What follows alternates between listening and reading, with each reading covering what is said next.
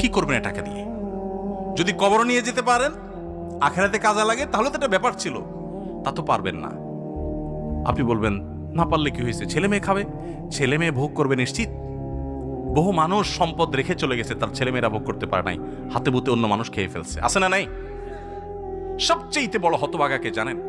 আল্লাহর জমিনে সবচেয়ে বড় দুর্ভাগা, সবচেয়ে বড় বেয়াকুব এবং নির্বোধ মানুষ হলো সে, যে যাদের জন্য চুরি করবে তারাও সে দায় নিবে না। কিয়ামতের দিন ছেলে আয়সা বলবে না, আব্বা চুরিদারি ডাকাতি 2 নম্বরই যা করছেন, ঘুষ সুদ যা খাইছেন আমাদের জন্যই তো খাইছেন, আল্লাহ আমার আব্বারা জাহান্নামে দিয়ে না, আমাদের নিয়ে যান। বলবে না ভাই, কোরআন বলেছে ইয়াউমা ইয়াফিরুল মারউ মিন আখিহি ওয়া উম্মিহি ওয়া আবিহি ওয়া সাহিবাতিহি ওয়া বানি। সন্তান বাপকে দেখে মাকে দেখে পালাবে, যে না জানি আজকে কোনো কিছুর জন্য ধরে। সবাই ইয়া নাফসি করবে। যাদের জন্য চুরি করবেন ওরাও দায় নিবে না, আপনার মতো